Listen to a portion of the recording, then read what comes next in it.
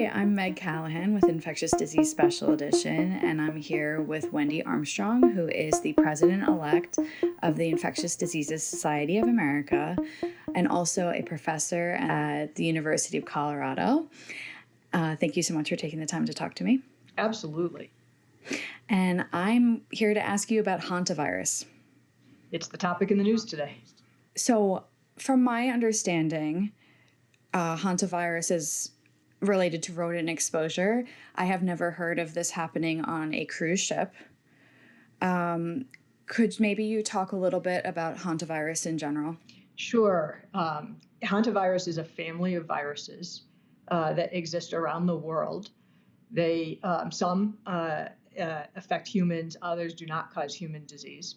The ones that we see in the Americas, North, Central, South America, cause a particularly mortal version of infection that leads to something called the hantavirus pulmonary syndrome.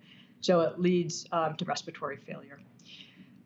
There are two main types of hantavirus in the Americas. In the United States, most of what we see is a virus called sin nombre virus, and that has never been reported to have human-to-human transmission. In this particular case, the hantavirus in question is called the Andes variant, and that is the only hantavirus, to my knowledge, that has shown any human-to-human transmission, which remains very rare. And this virus in general is very rare. So what I had heard, when you first hear the reporting, you're kind of like, how did they get this on a cruise ship? And what I had read from the Associated Press, which is not verified by IDSE, but what the AP is saying is that they have a source saying that there were people that were on like a bird watching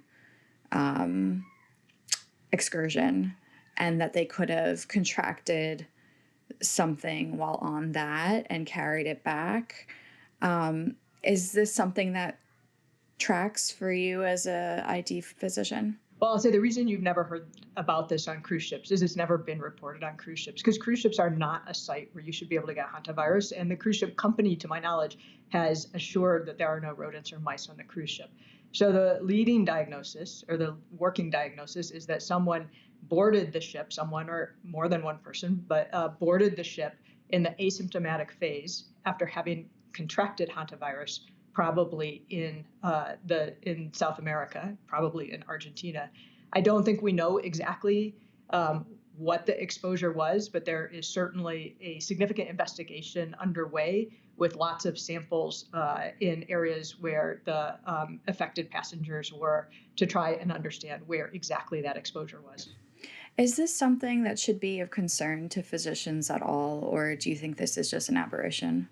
I think this is probably once in a, not lifetime maybe, but it's a very unusual event that I don't imagine we are going to see replicated anytime soon. Of course, it's important for physicians to be aware of this particular outbreak in case one of the passengers or one of the persons who were on the plane flight presents to an emergency room and can give that history.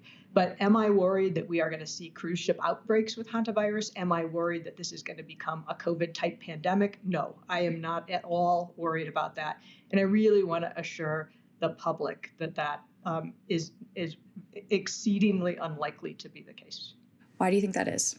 I will say that the one of the reasons that we are less concerned about this becoming a substantial uncontrolled outbreak includes a few things. One is that it's very hard to transmit person to person. It's not like being in the room with someone with influenza or being in the room with someone with COVID. It requires very close personal contact at just the right time.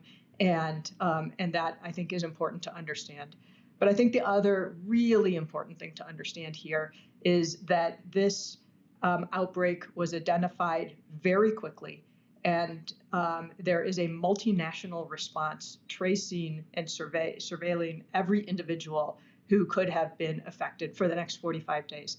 That kind of collaboration is thanks to our global collaboration systems like the World Health Organization. This is why the World Health Organization exists. And it is why it is dangerous that we are distancing ourselves from the World Health Organization, who has given, frankly, the United States the grace to engage them in this evaluation. Dr. Wendy Armstrong, thank you so much for taking the time to talk to us. Thank you so much, Meg.